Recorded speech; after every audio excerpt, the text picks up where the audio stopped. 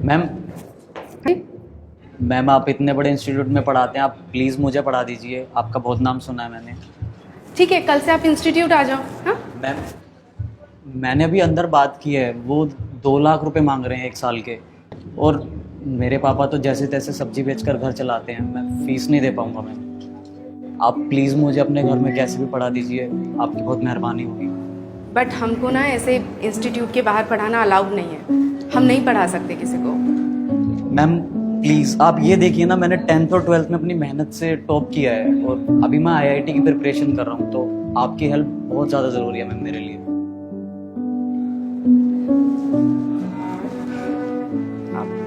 ठीक है, आप एक काम करो, कल से मेरे घर आ जाओ, सच में मैम? फिर शुरू करें। Thank you ma'am.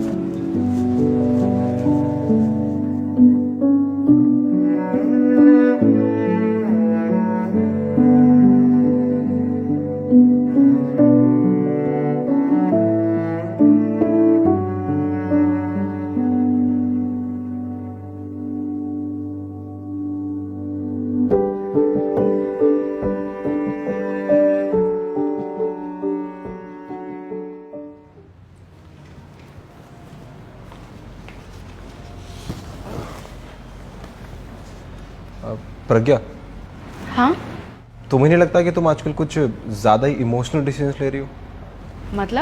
मतलब कि तुमने एक बच्चे से पढ़ाना शुरू किया था और अब तुम 5 बच्चे पढ़ा रही हो घर पे। हाँ, क्योंकि इनको पढ़ा के ना बहुत सुकून मिलता है। पीयूष, मैं इतने सालों से टीचिंग कर रही हूँ, लेकिन इन बच्चों को पढ़ा के जो फील होता है ना, वो मैंने कभी नहीं किया। And the kids, they actually need a mentor. पता है, वो बहुत अच्छा कर सकते हैं। तुम्हारी बात सही है, लेकिन तुम्हें पता है ना कि इंस्टीट्यूट के बाहर ऐसे बच्चे पढ़ाना अलाउड नहीं है। अगर वहां पता लग गया तो नौकरी जा सकती है तुम्हारी। हाँ, बट इंस्टीट्यूट को कौन बताएगा? एंड सोसाइटी, उसमें कंट्रीब्यूट करना, ये तो अच्छी बात है ना। अब देख लो यार, मैं तो सिर्फ समझा सकता हूँ, फाइनल कॉल तुम्हारा ही है।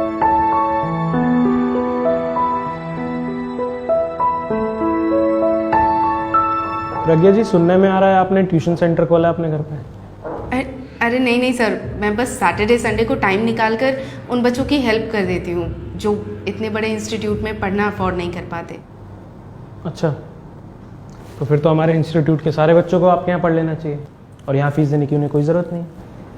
अरे नहीं सर, यहाँ तो मैं पूरी डिटेल में पढ़ाई करवाती हूँ, और वहाँ बस उन बच्चों के डाउट्स ही क्लियर करती हूँ, और कुछ नहीं। सर, उन बच्चों के पेरेंट्स इतने बड़े इंस्टीट्यूट में बच्चों को पढ़ाना अफोर्ड नहीं कर पाते। सर, इनफैक्ट मैं तो कहती हूँ हमारे इंस्टीट्यूट को भी ऐसा करना चाहिए, इससे सोसाइटी का थोड़ा प्रॉफिट हो जाएगा। देखिए मैडम, मैं यहाँ सोसाइटी का प्रॉफिट करने नहीं बैठा, मैं यहाँ अपना प्रॉफिट करने बैठा। जी सर। और आप एक काम करिए, आप अब उन्हें सैटरडे संडे नहीं, हर दिन पढ़ाइए, ठीक है? और कल से आने की कोई जरूरत। पर सर, परवर कुछ नहीं, आप जा सकते हैं।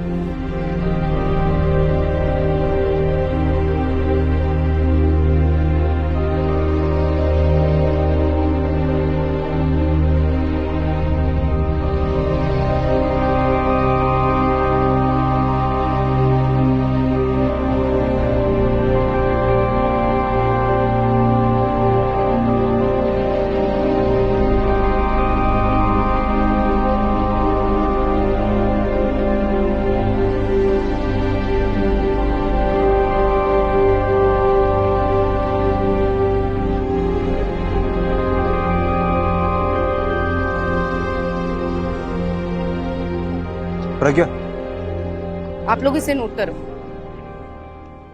यार मैं बंद करना पड़ेगा अब ये सब। क्या? हाँ, ये फ्री के ट्यूशन से सोशल सर्विस वगैरह, देखो कोविड के बाद से वैसे ही हमारी फाइनेंशियल कंडीशन ठीक नहीं चल रही है, अब मेरे जॉब करने से काम नहीं चल पाएगा। पर पीयूष, अचानक से ऐसा कैसे कह सकते हो? फाइनल एग्जाम सर पे हैं, कैसे मैनेज करेंगे बच्चे? अरे देख लेंगे ना लोग खुद अपना, हमें अपनी लाइफ पे ध्यान देना चाहिए अब। हम ऐसे नहीं कर सकते। अगर एक बात बताओ, वो खुद से कर पाते तो मेरे पास क्यों आते? तो फिर ऐसा है, मैं इस काम के लिए ना और पैसे नहीं देने वाला, अपना देख लो जैसे करना है। पर सर, हमारे फाइनल एग्जाम्स का क्या होगा? बेटा मैं समझता हूँ तुम्हारी बात, लेकिन मैडम प्लीज़ ये ट्यूशन मत बंद करिए, हमारे लिए मैनेज करना बहुत मुश्किल हो जाएगा। मैम नमस्ते। विवेक, तुम यहाँ कैसे और क्या कर रहे हो आजकल?